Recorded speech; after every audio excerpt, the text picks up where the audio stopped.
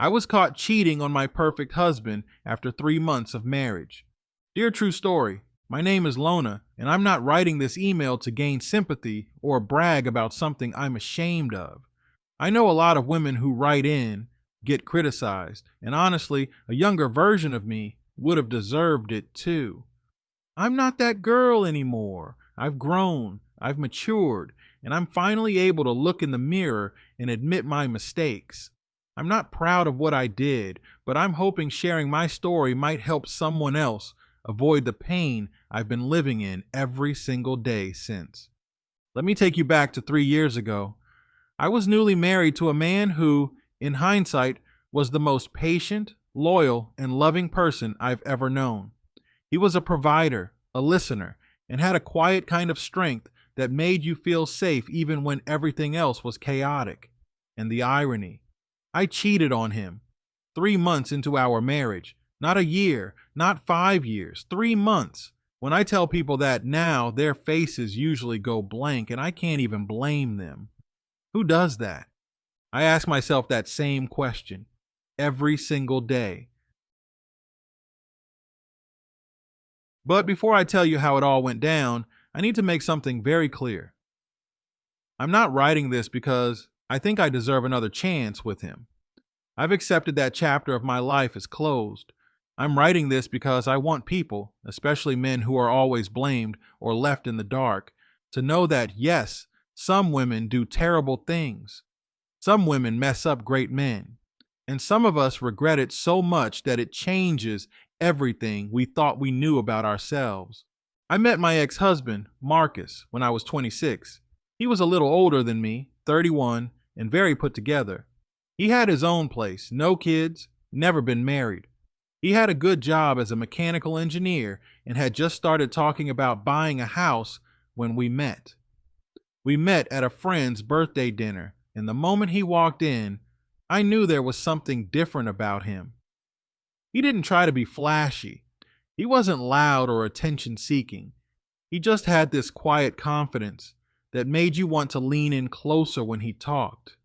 He asked for my number that night, and the rest was pretty textbook. Dinners, dates, late-night phone calls that went till 2 a.m. We didn't even sleep together for the first 2 months. He respected my boundaries, and that's what made me fall even harder for him. I felt safe. I felt seen. I felt like I could build a future with this man. We dated for a year and got married the following spring. My family loved him. My friends said I was glowing. I believed them. I really believed I had it all figured out. But there was something wrong inside me that I didn't know how to fix at the time. I wanted excitement, attention, validation from more than one source. Not because Marcus wasn't enough, but because I hadn't healed parts of myself that should have never made it into that marriage. Now here's the part I hate saying out loud. I cheated.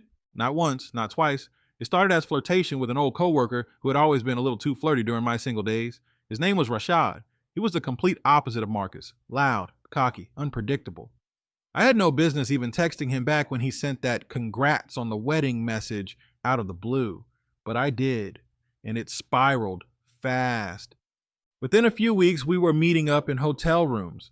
I justified it to myself in a million ways. It's just stress. Marcus will never find out. I'm not getting what I need emotionally. I lied to myself because I didn't want to face the truth. I was sabotaging the best thing I'd ever had. For what? A few cheap thrills and the ego boost of being desired by someone I didn't even respect?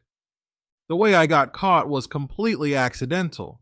One day, Marcus left work early to surprise me.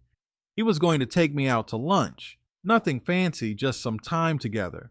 Meanwhile, I had told him I had errands and wouldn't be home.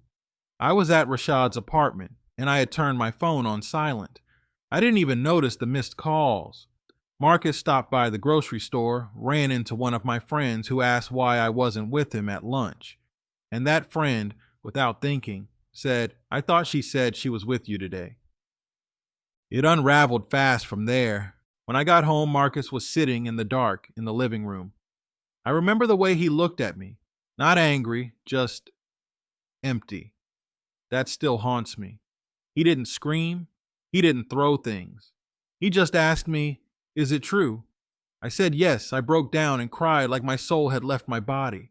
He didn't touch me, didn't hug me, just nodded, got up and said, "I'm filing tomorrow." And he did. There was no counseling, no second chance, no slow fade. He cut me off immediately. And honestly, I deserved every bit of it. The divorce was finalized in under 4 months. He didn't even want anything, just his peace. He told our mutual friends not to give him updates about me. I haven't seen or heard from him since. And you know what's wild? Every guy I've dated since has been terrified of marriage. I'll be in a committed relationship, and once I bring up marriage, just a simple conversation, they back off like I said I want to burn their house down. One guy literally ghosted me 2 days after I asked if he ever wanted to be married one day. Not now, just ever. Poof, gone. I know some of that is karma. I know I don't have a right to expect men to view me as wife material after I blew my shot with the one man who actually saw me that way. But it still hurts because I've changed. I really have. I'm not the same girl who sneaks around chasing meaningless attention. I'm a woman who's felt the sting of destroying something pure and precious.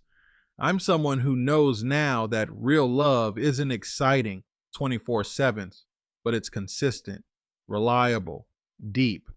And I'd give anything to feel that again, especially now that I have a child. I gave birth to my daughter last year. Her name is Ania. She's 14 months old now, and she's my whole world. Her father? Just another bad decision in a string of many. He's not involved. He never even signed the birth certificate, said he wasn't ready, and disappeared before I even delivered. I haven't heard from him since.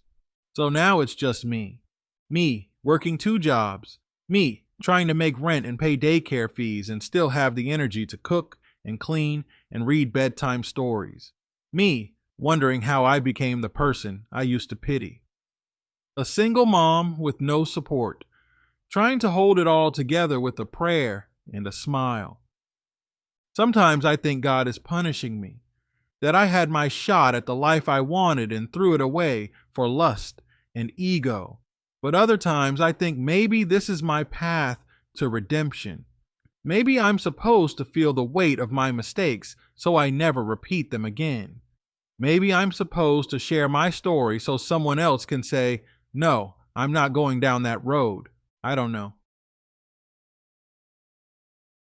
What I do know is that I am not the same woman Marcus married. I am more cautious. I value consistency. I crave stability more than I crave flirty texts or late night "I miss you" messages from men who don't respect me. I want to be someone's wife again one day. I want to do it the right way. I want to build a life with a man who believes in second chances, not just for me, but for himself too. But here's the part that breaks my heart the most. I don't think men believe in marriage anymore, not like they used to, and I don't even blame them. Everywhere I look, there's content warning men to avoid commitment, avoid marriage, avoid women like me. And while I understand the sentiment, Lord knows I'd warn my own son if I had one, I also think it's making it harder for good women to find good men. Yes, I messed up, but I'm not a lost cause. I'm not incapable of growth. I've been in therapy for 2 years. I've read every book, listened to every sermon, done all the work. But it feels like men today are so hurt, so guarded, so disillusioned. They don't even give women a chance to prove they've changed. I don't know how to fix that. All I know is that I wish I had help.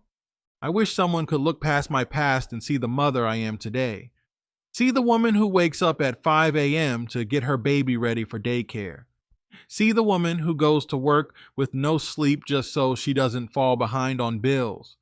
See the woman who cries in the shower sometimes because she's just so tired of doing it alone. I'm not asking for pity. I'm not even asking for forgiveness. I'm just asking for understanding. To the men reading this, I see you. I see your pain, your caution, your walls. I helped build some of those walls, and for that, I'm truly sorry. I hope you find women who never make you question your worth. And I hope you don't close your heart so tightly that you miss out on something real because of someone like me. And to Marcus, if this ever reaches you, thank you. You were the best thing that ever happened to me, and I was too blind to see it. I hope you're happy. I hope you're married to someone who never made you feel like you weren't enough. You were always enough. I just wasn't ready, but I am now. Follow up from: I was caught cheating on my perfect husband after 3 months of marriage. Dear True Story, I wasn't sure if I should write in again. I know your inbox probably gets flooded every day with stories that deserve to be heard, and I'm not trying to hog the mic or beat a dead horse. But if I'm being honest, writing to you was the first time I felt like I could say everything without being judged or dismissed. So if this message never gets read on your channel, that's okay. I still want to say thank you for even giving people like me a place to be vulnerable. That being said, I guess you could call this my update. And it's not a pretty one. Since I sent my first email, I've been doing a lot of reflecting. I've also been dating, or trying to, and I don't even know where to begin with that. I used to think I had bad luck when it came to men. Now I'm starting to believe I'm just one of millions of women out here facing the same reality. The dating pool feels more like a swamp these days. And yes, I'll own my past. I know what I did. I know I lost the best man I ever had. But this isn't even about comparing new guys to Marcus. This is about how things have changed so much that I wonder if love is even real anymore, or if everyone is just performing a role until they get bored. Let me break it down for you. After my daughter Ania turned 1, I thought maybe I could try again. I wasn't looking for a stepfather right away. I wasn't trying to push responsibility onto a man or act like I had a perfect life, but I was craving connection. I was lonely, not just for affection, but for conversation, companionship, that feeling of being seen. So I reactivated my dating apps. I started slow, swiping here and there after Ania went to sleep. I didn't even put anything sexy in my profile, just a headshot, some smiling selfies, a quick bio. Single mom, working full time, figuring things out one day at a time. Not looking for perfect, just honest. I thought that would attract a decent kind of man. A grown man. Someone with his own life who could appreciate the fact that I wasn't playing games. Instead, here's what I got. Men who didn't read the profile and asked me if I wanted to chill at their place as a first date. Men who ghosted me after one conversation. Men who were so bitter from their past that they practically interrogated me about cheating the moment I said hello. Men who flat out told me they don't do single moms. Men who were sweet at first, then disappeared the moment I mentioned long-term goals. And you know what the worst part is? Every single time I dared to bring up the idea of marriage, not even immediately, just somewhere down the line, their energy changed. I don't know if it's the trauma talking or if people are really that allergic to commitment now, but it was like flipping a light switch.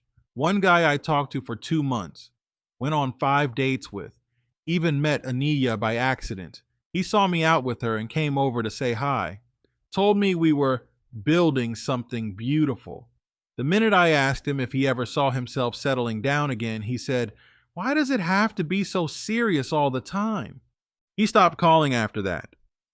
Another guy told me on our first date that he wanted a wife and family, made all the right gestures, paid for dinner, even told me I seemed like a rare find.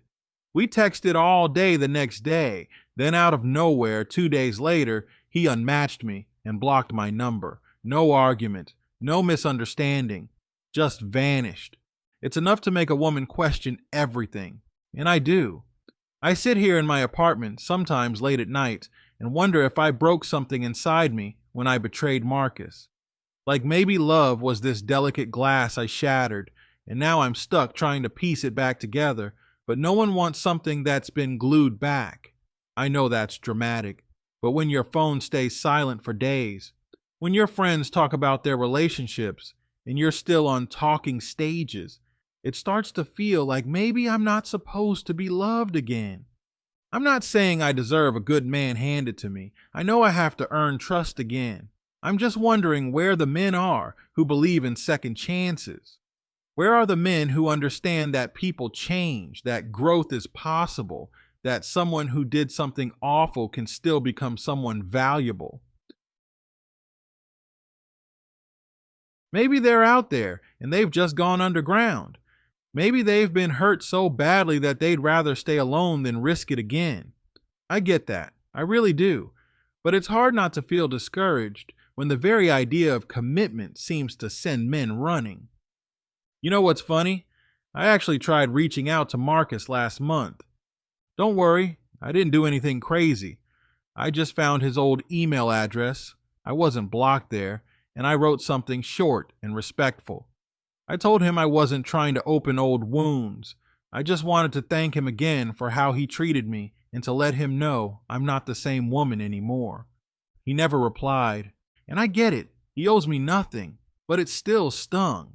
Because there's a piece of me that wishes someone who knew the worst version of me could also witness the version I've become, the mother who puts her daughter first, the woman who says no to men who want to Netflix and chill, the one who budgets every dollar, goes to therapy, journals, prays, and tries every day to be better.